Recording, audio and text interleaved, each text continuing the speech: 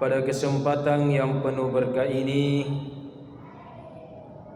kita kembali melanjutkan tafsir Quran kita di dalam kitab Tafsir Gharaibul Quran wa Raghaibul Furqan karya Al-Allamah Nizamuddin Al-Hasan Al-Qummi An-Naisaburi. Alhamdulillah, kita masih berada di halaman-halaman awal berbicara tentang surah Al-Fatihah. Pada bulan yang lalu kita berbicara tentang bagaimana banyaknya fadilah, keutamaan, rahasia-rahasia di balik surah Al-Fatihah.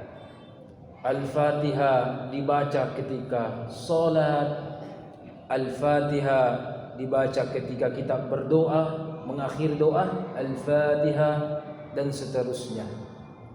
Bahkan saya teringat dari 3 ulama kita di Indonesia atau di Sulawesi, itu ada 3 cara menggunakan Al-Fatihah sebagai doa. Sebelum kita lebih lanjut berbicara tentang ayat per ayatnya, saya teringat ada 3 ulama kita yang berbeda cara menggunakan Al-Fatihah sebagai doa. Cara pertama, ini yang masyhur, yaitu menutup doa kita dengan Al-Fatihah. Jadi kita berdoa, Alhamdulillah hamdan syakirin, Allahumma salli ala Muhammad, dan seterusnya. Biasa kita akhir doa kita apa? Al-Fatihah, ya kan? 1. Oke. Kalau guru Profesor Dr. Kiai Haji Farid Wajdi di Mangkoso, beliau memberikan surah Al-Fatihah itu di awal. Jadi di awal dulu. Baca dulu Al-Fatihah, baru berdoa. Nah, baru berdoa. Itu yang kedua. Yang ketiga, kita juga di sini di daerah utara ada di sini Masjid Nurul Ihsan, Pesantren An-Nahdhah, Guru Taharisah, adik kandung dari Ketua MUI sekarang. Ya, jadi beliau adalah kakak kandung dari Ketua MUI Sulsel dan kakak kandung dari Ketua MUI Makassar. Guru Taharisah di sana di daerah Pasar Ciduk ya. Beliau itu cara baca Al-Fatihahnya bagi dua. Jadi ketika baca Al-Fatihah di awal doa Bismillahirrahmanirrahim, Alhamdulillahirabbil alamin arrahmanirrahim maliki yaumiddin sampai iyyaka na'budu wa iyyaka nasta'in, baru berdoa Allahumma Rabbana, ya Allah berdoa. Nah, untuk menutup doanya guru itu baca lagi langsung ihdinas siratal mustaqim siratal ladzina, dia bagi 2 itu Al-Fatihah. Itu cara ketiga. Ada cara keempat, yaitu di awal doa Al-Fatihah lengkap 7 ayat dan di akhir doa juga lengkap Al-Fatihah 7 ayat. Ya. Jadi saya sampaikan inilah semua 4 cara baca Al-Fatihah yang berada di ulama kita atau di dalam kitab yang saya kumpulkan. Ya, silakan bapak-bapak atau ibu-ibu juga yang mendengarkannya, pilih maki yang mana kita amalkan. Ya, oke. Yang penting yang salah itu kalau tidak berdoa itu yang salah. Kalau tidak ada orang mau berdoa ya. Nah, jadi yang pertama Al-Fatihahnya itu di akhir, Al-Fatihahnya itu di awal, yang ketiga Al-Fatihahnya dibagi 2, oke, dan yang keempat di awal dan di akhir baca semua Al-Fatihah ya. Masya Allah. Oke, kita lanjut. Di sini kita lanjutkan kemarin bahwa suratu Fatihal Kitabi makkiyatun wa yuqalu madaniyatun. Bahwasanya surah Al-Fatihah ini ada yang mengatakan turun di Mekah dan ada yang mengatakan turun di Madinah ya. Karena memang ada 2 riwayat yang meriwayatkan tentang hal tersebut ya. Kemudian wahiyya sab'u ayatin illa annal makkiyah wal kufiyah adda at-tasmiyah. Kecuali di sini dikatakan jumlah ayat Al-Qur'an ada 7. Jumlah ayat surah Al-Fatihah ada 7. Kemarin kita sudah jelaskan bagaimana teknis cara penghitungannya. Ada perbedaan antara ulama Mekah dan ulama Madinah tentang bagaimana cara menghitungnya. Ada perbedaan cara ulama Kufah dan ulama Syam cara menghitung surah Al-Fatihah. Kemudian kita lanjutkan. Wa kalimatuha 25. Nah, di sini Imam An-Naisaburi menghitung jumlah kata surah Al-Fatihah, yaitu 25 kata. Ya, kalau tidak percaya hitung sendiri. Ini Imam An-Naisaburi sudah hitung. Wa hurufuha, jumlah hurufnya surah Al-Fatihah itu silahkan hitung sendiri. Di sini Imam An-Naisaburi sudah dalam kitabnya ini menghitung sendiri. Kenapa ada kitab? Ini menariknya kitab ya. Menariknya kitab ini karena ulama ini Imam An-Naisaburi ketika menafsirkan 114 surah, sebelum dulu berbicara tentang apa tafsirnya, di mana turun, ya kan, bagaimana penjelasannya, Imam An-Naisaburi ini menjelaskan dulu berapa jumlahnya hurufnya itu surah, termasuk Al-Baqarah. Nanti besok-besok kita pelajari surah Al-Baqarah, ya kan? Jumlah ayatnya kita tahu 286. Itu menurut jumhur. Tetapi kira-kira AI saja mungkin sekarang ada ya aplikasi AI. Saya mungkin AI juga tidak berani menghitung itu Al-Baqarah berapa hurufnya. Ya. Kita juga kalau ada di sini ahli matematika silakan mau hitung, tetapi di sini di dalam kitab Imam An-Naisaburi sudah menghitung. Al-Mulk, Yasin, Al-Waqiah itu sudah menghitung semua berapa jumlahnya. Nah, termasuk juga jumlah hurufnya Al-Fatihah. Kenapa perlu ditahu jumlah hurufnya, Ustaz? Baca saja. Betul. Dibaca saja, tetapi ingat, kita biasa dengar ini, pasti. Siapa yang membaca hadis Rasul sahih, yang membaca Al-Fatihah, membaca Al-Quran satu huruf, maka pahalanya adalah 10, ya kan? 10. La aqulu, saya tidak mengatakan, kata Rasul, alif lam mim itu satu huruf, ya kan? Tapi apa kata Rasul? Al alif satu huruf, lam satu huruf, mim itu satu huruf, berarti 3 huruf. Kalau 3 huruf berarti kali 10, bagaimana? 30 pahalanya, berkahnya, masya Allah. Nah, di sini kita sering sholat sunat, sholat wajib, berdoa atau membaca menwiridkan surah Al-Fatihah. Kalau kita ditanya berapa barakahnya, berapa pahalanya Al-Fatihah, kalau menurut hitungan Imam An-Naisaburi dalam kitab ini, apa kata beliau? Wa hurufuha 123. Ya, jadi enak ini dihafal bapak-bapak ibu-ibu. 1 2 3. Kalau 2 3 4 itu rokok, ya kan? Kalau Al-Fatihah 1 2 3. 123 jumlahnya, hurufnya surah Al-Fatihah. Masya Allah. Saya juga kalau kemarin-kemarin ini tidak membaca dan mendalami kitab ini, saya juga tidak tahu berapa jumlah hurufnya, ya kan? Tapi alhamdulillah hari ini kita ditanya berapa hurufnya, masya Allah. Berarti tadi sholat maghrib berapa kali Al-Fatihah kita ucapkan? Minimal 3 kali ya, 3 kali. Berarti kali 10. Satu rakaat berarti rakaat pertama kan 123 ya. Berarti kali 10 1230 rakaat pertama. Rakaat kedua juga demikian, kali 3. Masya Allah, ya kan? Belum lagi kalau kita berdoa baca Al-Fatihah, luar biasa berkahnya surah Al-Fatihah. Masya Allah. Kita lanjut. Kemudian di sini dikatakan surah Al-Fatihah itu memiliki pemahaman dan memiliki rahasia. Apa maksudnya rahasia? Kalau pemahaman ditahu, ya, apa maknanya surah ini? Oke. Tetapi ingat, di dalam Al-Qur'an ada makna yang tersurat, tapi ada juga makna yang tersirat. Ya, ada makna yang tersirat. Bapak-bapak lihat dan saudara-saudaraku lihat, saya pakai baju apa, saya pakai jas apa, warna hitam. Itu kan nampak, yang terlihat, tersurat. Tapi kalau ditanya, apa isi kantong saya? Oh misalkan ada HP, oh misalkan ada kunci, ya kan? Dan seterusnya. Tidak terlihat kan? Tidak terlihat kan? Maka begitulah Al-Fatihah. Ya, saking dalamnya Al-Fatihah, ada pemahaman Al-Fatihah. Kalau kita baca terjemahnya saja, kita paham. Segala puji bagi Allah, ya kan, dengan menyebut nama Allah. Kita baca saja terjemahannya, itu sudah ada pemahaman di baliknya. Tetapi di sini dikatakan Al-Fatihah juga memiliki sirrun, yaitu rahasia-rahasia. Nanti dibaca, nanti dikaji, nanti didalami bahwa oh ternyata luar biasa maknanya, rahasianya dari surah-surah Al-Fatihah ini dan surah-surah Al-Quran yang lain.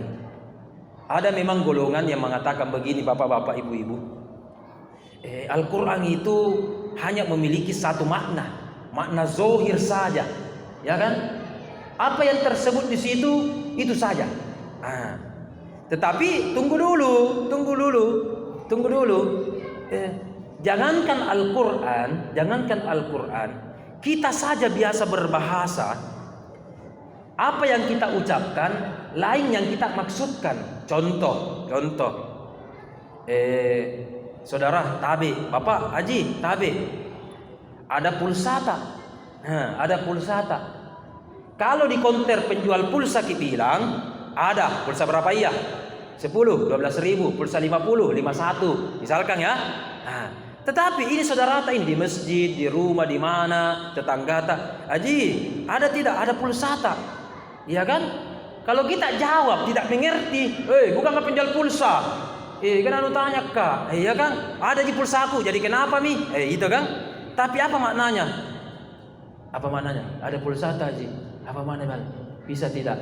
Telepon, iya ya kan? Ada kotata, sekarang jarang nih pulsa orang menelpon. Ada kotata, ada datata. Apa maksudnya? Mau wifi, tetrin dulu, habis di kotaku, ya kan? Padahal kota yang dimasuk, ya kan? Padahal artinya dia mau minta, mau wifi, mau tetring, begitu kan? Terkadang ada bahasa-bahasa begitu. Sehingga di dalam kehidupan sehari-hari saja kita biasa mengalami hal begini. Nah, bahasa Al-Quran, lebih-lebih bahasa Al-Quran juga begitu. Saya berikan contoh sebelum surah Al-Fatihah. Tadi enak sekali sholat maghrib kita, di dalam rakaat pertama kan imam kita baca juz surah Al-Ahzab juz 22 halaman kedua. Kemudian di rakaat kedua membaca juz Ammah idza jaa nasrullahi wal fath. Bagus sekali, Masya Allah. Kalau kita baca idza jaa nasrullahi wal fath, ya kan? Ini berbicara tentang Al-Fath, surah Al-Fath An-Nasr. Bagaimana pertolongan dan kemenangan. Berbicara tentang pertolongan dan kemenangan. Pasti kita apa? Sedih atau bahagia? Bahagia. Pertolongan, kita ditolong. Pertolongan Allah. Jangankan Allah yang tolong kita, saudara kita yang tolong, kita senang sekali. Apalagi Allah memang. Ya, surah An-Nas, idza jaa nasrullah, pertolongan Allah memang datang. Ya kan? Bahagia, senang, happy, ya kan? Tetapi ketika ayat ini turun, ayat ini turun ketika Nabi menunaikan haji wada di Mekah. Sahabat yang bernama Abu Bakar As-Siddiq berlumuran air mata, menangis, ngaruhi, ya kan? Tidak tahu menetes dan banyak sekali. Abu Bakar, ngapa ngaruhi? Kenapa menangis? Ini kan pertolongan. Apabila datang pertolongan Allah dan kemenangan kita, ya kan? Dan seterusnya. Wa ra'aitan nasa, banyak masuk Islam berbondong-bondong harusnya gembira ki Abu Bakar. Ini kan sekarang terbukti Islam ditolong oleh Allah dan kita sudah menang.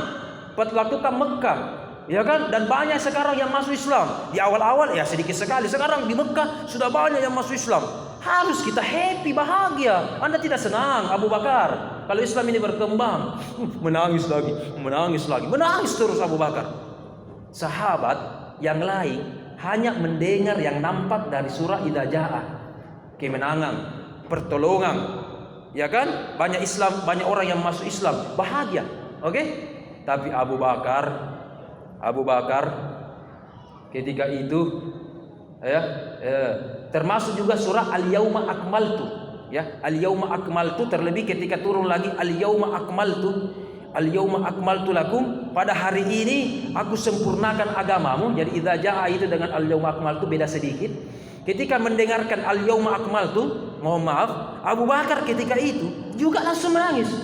Hari ini kusempurnakan agama, Masya Allah, kusempurnakan agama. Berarti kalau sempurna agama, kita gembira kan, oleh bahagia dan seterusnya. Abu Bakar menangis.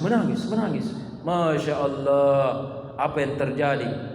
Abu Bakar jelaskan, kalau Islam ini sudah sempurna, Al-Quran sudah sempurna, tugasnya Nabi Muhammad sudah sempurna. Namanya sempurna berarti apa nih? Ya kan, kalau kita ada namanya kita dulu waktu kecil mungkin pernah semua main game. Kalau sempurna itu visinya dikala nih Raja Bajinganna level 10 misalkan, level 10, apa yang terjadi?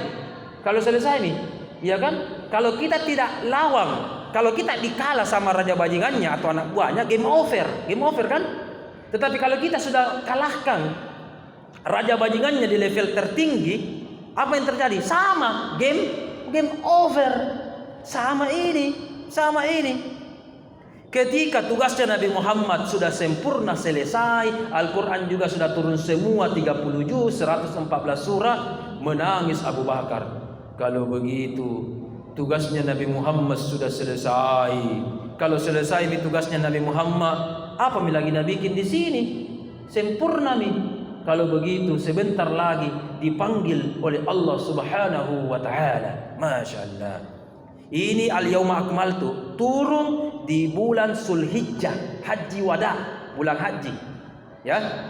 Dan ternyata apa yang dikatakan Abu Bakar, bulan Rabiul Awal, sekarang mungkin akhir Safar ya, atau sudah memasuki Rabiul Awal, ini semacam bulan-bulan ini, berarti sekitar 2-3 bulan terbukti ketika itu inna lillahi wa inna ilaihi rajiun. Nabi Muhammad sudah kembali kepada Allah Subhanahu wa taala.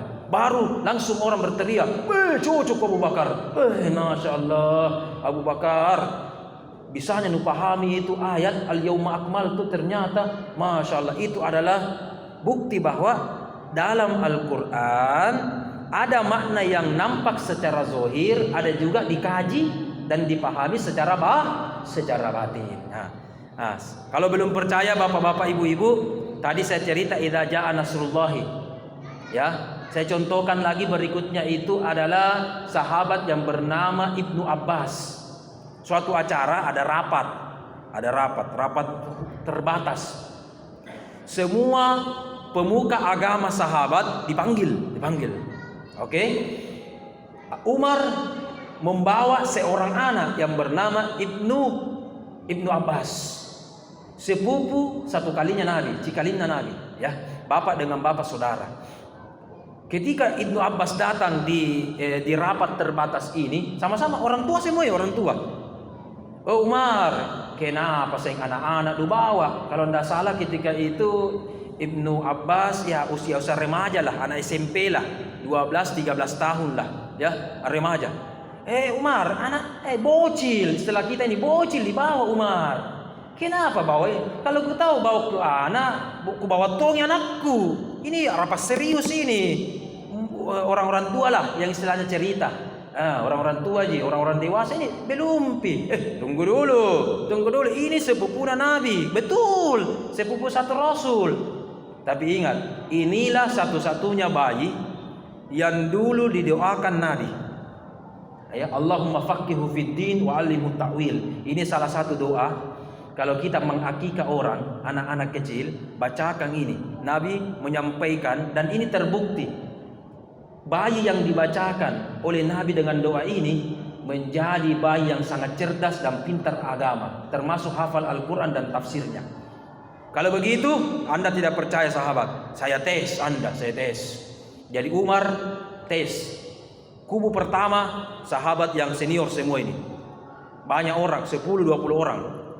Kubu satu sendiri gini, Ibnu Abbas sendiri kali-kaliin aja sendiri. Oke. Saya ingin tanding. Bagaimanakah penafsiran Al-Quran? Silakan Umar, pilih surah apa? Umar mengatakan surah An-Nasr, idza jaa nasrullahi wal fath. Oke. Nah, tafsir kami sahabat, ketika itu kita bahagia, begini, penaklukan kota Mekah dan seterusnya.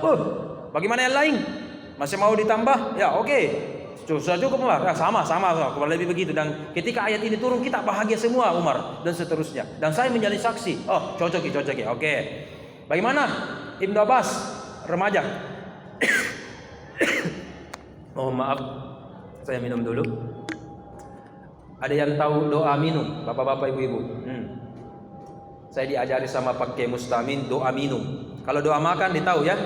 Allahumma barik lana, bismillah, Allahumma barik lana. Doa minum apa? Ada di dalam surah Al-Quran, surah Al-Anbiya ayat 30 atau 35 itu. Ini baru aku lagi minum di hadapan bapak-bapak, ibu-ibu. Mungkin ini siapa tahu doa ini berjodoh sama bapak-bapak, ibu-ibu. Doanya itu adalah waja'alna minal ma'i kulla syai'in hayyin afala yu'minun. Kami jadikan air minum itu air sebagai sumber kehidupan. Masya Allah, ya kan? Jadi kita memang mau minum air. Jadi berdoa dengan ayat tentang air. Baru kita minum ya. Bismillahirrahmanirrahim.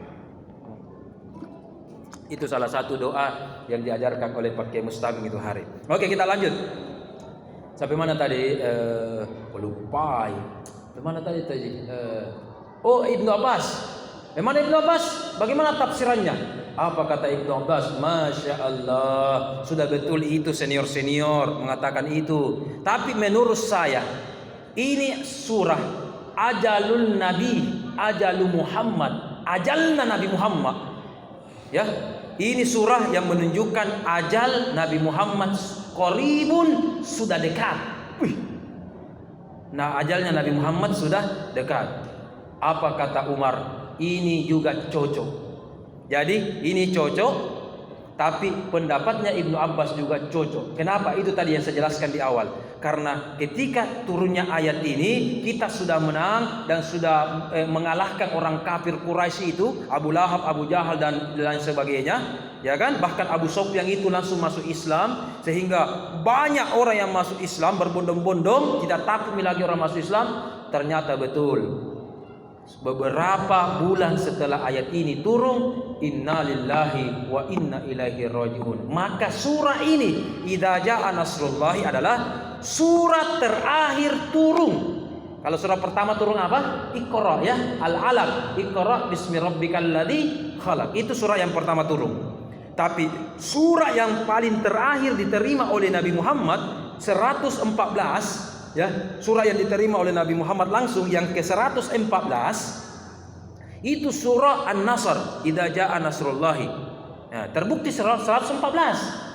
Tidak ada di surah 115 toh? Tidak ada nih. Berarti ini surah yang paling terakhir yang menyempurnakan Al-Quran. Berarti kalau begitu sempurna Al-Quran, sempurna tugasnya Nabi Muhammad. Ajalnya Nabi Muhammad ketika itu juga sudah ada dalam beberapa bulan lagi. Masya Allah, ya. Oke. Jamaah rahimakumullah, kita lanjut. Itu berarti bahwa kita memahami Al-Quran, baik yang tersirat maupun yang tersurat dari kitab suci Al-Quran. Oke, kita mengawali. Bismillahirrahmanirrahim. Al-qiraatu Malik bil alif, Sahal wa Ya'qub wa Asim wa Ali wa Khalaf dan seterusnya. Di dalam kitab ini, setelah Imam An-Naisaburi menyebutkan surah Al-Fatihah, terlebih dahulu dalam kitab ini dijelaskan bagaimana cara membaca Al-Quran dengan berbagai qiraat yang ada. Qiraat 7, qiraat 10 dan qiraat 14, ya. Saya berikan contoh. Saya akan bacakan cara membaca surah Al-Fatihah dengan berbagai versi.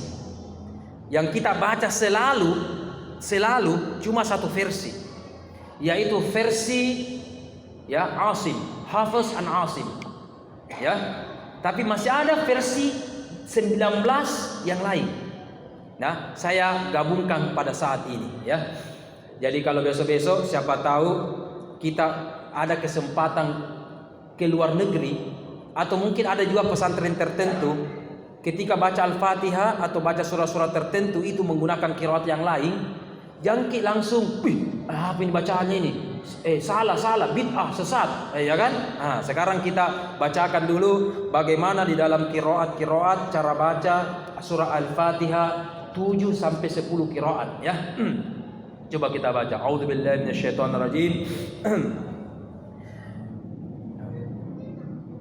Hanya alhamdu dengan iyaka yang tidak ada, dengan bismillah yang tidak ada perbedaan qiraatnya. Semua yang lain, selebihnya yang lain itu surah Al-Fatihah ada semua cara perbedaan bacanya. Ada yang dibaca 2 versi, ada yang dibaca 3 versi dan seterusnya ya. Tapi semua apa? Semua sama-sama Al-Fatihah. Ustaz, kenapakah banyak-banyak versi? Kenapakah banyak qiraat? Kenapa bukan tas satu ji? Begini, qiraat itu istilahnya logat-logat atau cara baca. Contoh, kita kan orang Indonesia dengan orang Malaysia satu rumpung ya, sama-sama apa namanya, bahasa Melayu. Tetapi banyak kata atau kosakata Indonesia dengan Malaysia yang beda-beda. Kita berikan contoh. Misalkan kalau kita bilang karena, orang Malaysia mengatakan apa? Kerana. Itu beda-beda. Kita mengatakan 1, 2, 3, 4, ya kan? Orang Malaysia mengatakan 1, 2, 3, ya kan? Dan 4, 5, ya kan? Ada juga. Belum lagi orang Sumatera yang pakai OO, 2, 3, ya kan? Beda-beda kan? Tapi kita paham ya. Ada bilang 1, ya ada bilang 1, 2, ada mengatakan 2, pakai ada mengatakan 2, ya kan? Kalau orang-orang Sumatera itu 2 dan seterusnya, beda-beda kan? Sama kalau kita bilang ada mengatakan iyo pakai o, pakai iye, ya kan? Ada juga pakai a, iya, nah, ya kan? Tapi sama-sama kita paham ya, artinya yes, ya kan? Sama juga di sini, perbedaan dialek qiraat antara berbagai suku-suku Arab ketika itu, sehingga melahirkan 7 sampai 10 qiraat yang ada, dan 7-10 qiraat ini semua mutawatir dan disepakati kebenarannya menurut Ibnu Mujahid, menurut Ibnu Al-Jazari, Syatibi dan ulama-ulama yang lainnya. Mari kita contohkan ya. Bismillahirrahmanirrahim. Aman. Alhamdulillahi Rabbil Alamin. Aman. Kita sudah mulai masuk lagi. Ar-Rahmanir Rahim. Maliki Yaumiddin. Ar-Rahmanir Rahim. Maliki Yaumiddin. Sudah beda. Maliki Yaumiddin. Maliki Yaumiddin. Beda. Iyyaka na'budu wa iyyaka nasta'in. Ini aman. Ihdinas siratal mustaqim. Pakai shad. Ihdinas siratal mustaqim. Pakai sin. Ihdinas siratal mustaqim. Pakai z. Siratal ladzina an'amta 'alaihim. Siratal ladzina an'amta 'alaihim. Alaihim. Ya kan? Siratal ladzina an'amta 'alaihim. Ghairil maghdubi 'alaihim. Maghdubi 'alaihim waladdallin. Amin. Cara baca amin juga beda-beda. Ada yang panjang. Amin. ada juga pakai dengung amin, ya kan? Shadaqallahul azim, masya Allah, ya kan? Jadi kalau kita paham ini, sebenarnya kita paham toleransi, dan semakin dangkal ilmu kita, masya Allah, ternyata ada ilmu-ilmu begitu. Cuma kalau bacaan ini, kalau kita imam, ya kata imam atau berjamaah tak bangka-bangke orang. Siratal ladzina an'amta 'alaihim. Salah misalnya imamnya. Subhanallah, subhanallah, ya kan? Padahal bisa saja benar. Cuma memang etikanya kalau orang awam, orang tidak tahu, istilahnya cari masalah kalau tidak paham. Beda kalau misalkan di pesantren hafal Al-Quran, kemudian memang dipelajari ini qiraat, ya kan, ganti-ganti Pak Kiai baca ini, oke, aman. Tetapi kalau orang awam, apa nak baca itu? Ya kan, siratal ladzina an'amta 'alaihimu. Tidak panjang itu, Ustaz. Ini 'alaihimu atau 'alaihum. Salah itu, Ustaz. Batal lagi salat kita ini. Ulangi deh. Dan seterusnya. Masya Allah. Sebelum kita lebih lanjut, mungkin ada yang ingin bertanya atau sudah habis waktu? Tabe? Masih ada? Mungkin ada yang ingin bertanya, bapak-bapak, ibu-ibu, tafadhal. Bismillah. Masuk salat, alhamdulillah sudah masuk. Sebenarnya kalau dibaca Pak ya, amin, itu seakan-akan dua A-nya, amin. Tapi kalau dalam penulisan di kamus, penulisan lewat chat, terkadang kalau dua A-nya itu bukan dibaca amin, tapi dibaca panjang, dua harakat. Amin. Itu namanya cara transliterasi. Ada juga biasa A-nya di atasnya ini ada garisnya begini, artinya panjang nih. Ada juga biasa A-nya dikasih dua ya, amin. Bahkan min-nya juga amin. I-nya banyak sekali, 2, 3. Saya rasa itu penulisan beda dan seterusnya. Yang penting niat kita, cara kita, pelafalannya itu insyaallah benar. Demikian dari kami, mohon maaf kalau ada kekurangan. Alhamdulillah rabbil alamin, semoga bermanfaat. Surah Al-Fatihah yang penuh berkah ini. Rabbana la tuzigh qulubana idh hadaitana wa hab lana min ladunka rahmah innaka antal wahhab. Subhanaka la ilma lana illa ma 'allamtana innaka antas samiul alim. Wa sallallahu alaihi Muhammad walhamdulillahi rabbil alamin. Subhanakallahumma wa bihamdik asyhadu an la ilaha illa anta astaghfiruka wa atubu ilaik. Al-Fatihah. Bismillahirrahmanirrahim.